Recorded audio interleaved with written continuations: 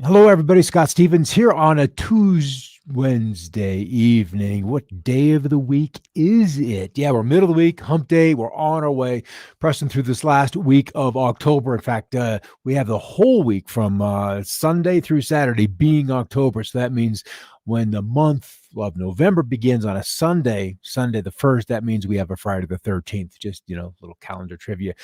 I'm just looking at myself here going, oh my goodness, I need a haircut all of a sudden. One of these COVID dudes is definitely due for this dude. It's getting crazy. All right, outside crazy. We're talking the Northern Lights, and I kind of been there for a couple of days, and there was a British airman that flew up north, and I'm sure they were over the North Atlantic because that's where kind of where they were the brightest at in Scandinavia. And so they were able to take some pictures and share from the cockpit of their aircraft, and just really kind of excited to be 8 miles off the surface of the planet and then able to be, unobstructed view of the dancing of these lights that was going on in the sky. So that I thought was just really kind of crazy. And we'll get to the forecast of those lights shortly.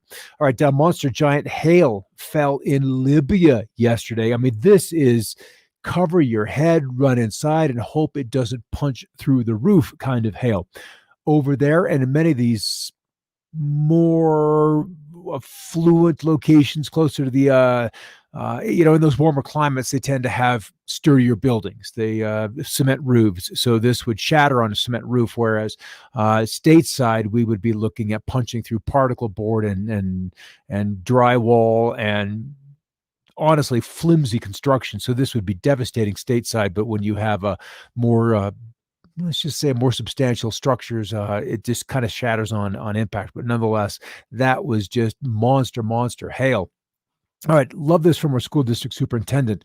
I just thought I'd read this note. We've decided that a few childhood acts remain unchanged due to COVID, and we will maintain the hope of children by calling actual snow days due to inclement weather, even though we're schooling at home. Snow days are chances for on-site learners and virtual learners to just be kids by playing in the snow, baking cookies, reading books, and watching a good movie. These are times for memory making, and we believe these types of opportunities should remain intact. I like that attitude. Principal/superintendent, Canadian County, Texas, and it's a Canadian County out in western Oklahoma.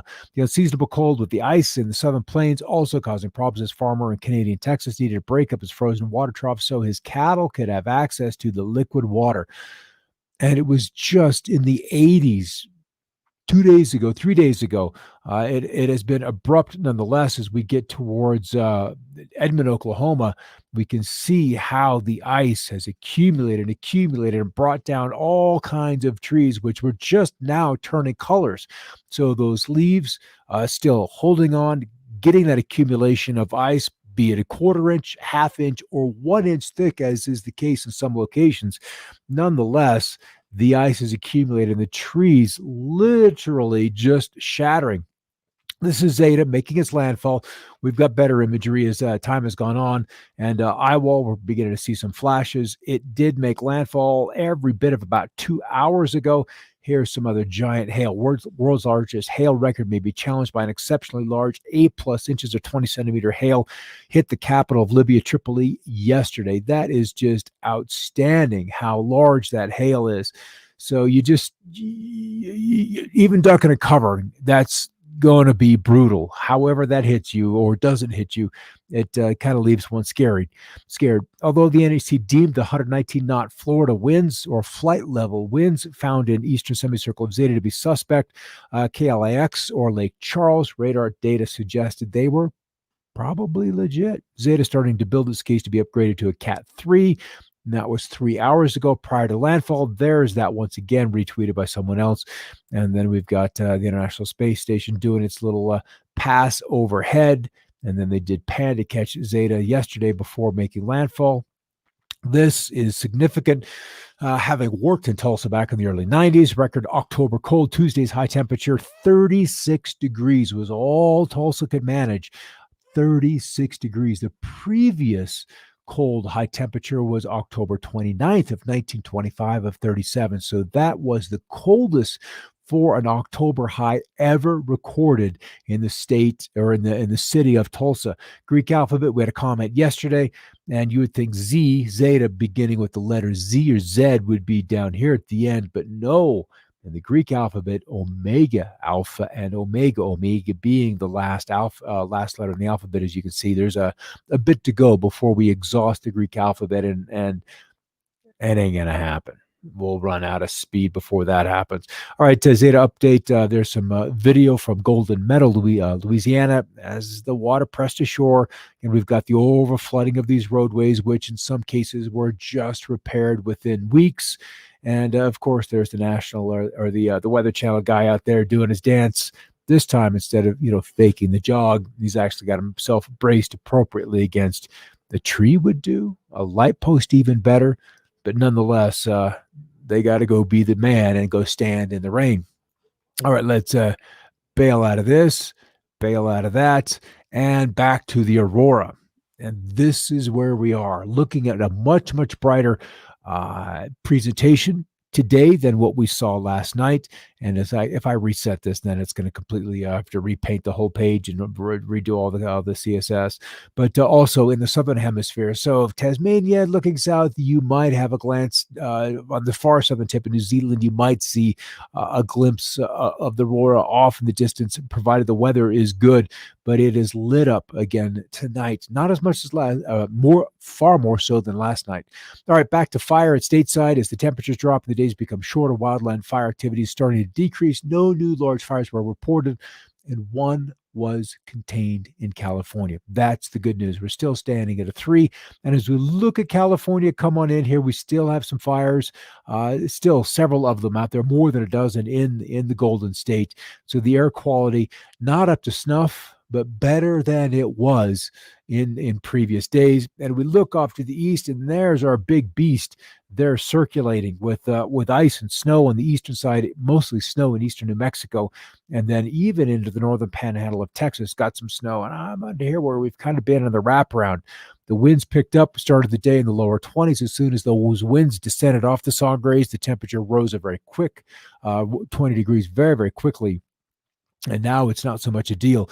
So no records today. Maybe we're close tomorrow, but not guaranteed to break any, and a few on Friday.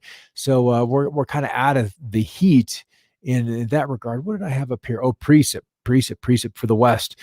Maybe a little bit above normal. If we're white, then we're right at normal. If we're green, we're a little bit above normal, and red and brown's meaning, and then there's the indicator of the value to be at or below normal when it comes to anticipated precipitation over the next 10 days. This via the EC, the European Community Model. And we're looking at Oklahoma and Kansas. They had such a dry summer and spring that this little bit of moisture, although it's late, we've had a frost. So the plants, thank you, but it's a little late. But nonetheless, the moisture is certainly welcome. All right, as far as extremes, not the minus 20, nearly minus 30 we had yesterday at Walden, but still 2 below. And Kremlin, also Colorado at sub-zero, 93, 20 miles east-northeast of Naples, Florida, for the nation's warm spot. So California kind of knocked out of, and Arizona as well, the southwestern states knocked out of that record heat. And there we have Zeta with winds at about 110. Now that it is ashore, we'll look at the specifics of that. There it is right there with sunset coming right on. But it is the snow. Look at all the snow. And I'm going to come up here and I want to see where snow still resides on the ground. We'll catch that view just before sunset from southern Wyoming all out across the Dakotas. And then it peters on out. It begins to melt as we see some of the warmer conditions. But closer to shore, there it is. We've already passed, New Orleans in here and then the Mississippi. So right across Lake Pontchartrain presently. Temperatures still have the cool where we've got that mixed precipitation, the rain, the snow, the accumulating ice, not as much as today, but we really have not had the warmth to melt what's already fallen. So it's just hanging on there. The power companies, the linesmen and so forth, doing all they can to get people back up, get them warm once again. Rainfall into New Orleans. I wanted to look at that with some 3 to 5 inch totals. So those canals, those gutters, that drainage system is is backing up. It's flowing, but it's backing up because there's not a whole lot of height variation from the high spots down towards Lake Pontchartrain. And even once we cross the lake, we're getting upwards of 2-inch totals. We'll see if we can't repopulate this rather quickly and zoom out a touch as it begins to press inland on the north side of the lake. Still 2 inches has fallen, but the nice thing is this baby is flying. It is moving very, very quickly and will be in less than a day and a half just gone as it's been absorbed into this larger storm. Still the storm delivering the snow back across the northern panhandle of Texas and far, far western Oklahoma. So those folks had their first frost, had their first ice, had their first snow, all within the last couple of 3 days. Literally within 3 days. The cold arrived on Sunday. A little bit of flurry started on Monday, and then it was just outright rain-snow combination. So very, very chilly as we move into that area. All right, let's continue off to the east. And let's skip this because that's going to be redundant to this. And what we're going to look is you stay right there. Here's Zeta down here in the Gulf, and here is our winter weather maker. The connection to the Arctic air has already been cut off. The jet stream is disconnected from it and shunted that cold air well off to the east. And now we're seeing the downsloping off the Canadian Rockies. So the warm air is up there. That evidence there's still 20s, but across the Dakotas where we've seen some 40s and 50s. So the grounds are thawing and they're melting, and we'll begin to see that moisture return to the soil. But what I'm interested in is, not a whole lot happens. We get another wave as it rolls through Saturday, Sunday. That absolutely will contain some snow and then press all the way off the East Coast. So it'll be a slug of cold air, drop it into DC, and then points off to the north. And then we moderate much of next week on the nice side. So even after election here on Tuesday, the most inclement weather will be in the far northwest and then the northeastern states. The rest of the nation, we're pretty much good to go. But then since half of you have voted, it should be pretty easy for the rest of the half. Just kind of chill out and let everybody vote. As we then look to the following weekend, we see another low dive back into the western states, and this likely will bring another round of snow to the Four Corners area, reinforced by another chunk of energy, just like this storm did, and then eventually it wanders out. The difference is that now we've beaten this ridge back deeply enough, strongly enough to open up the Pacific. And that, as we get past 8, 9, 10, 11 November, I'm going to anticipate will finally herald the arrival of the rainy season for California.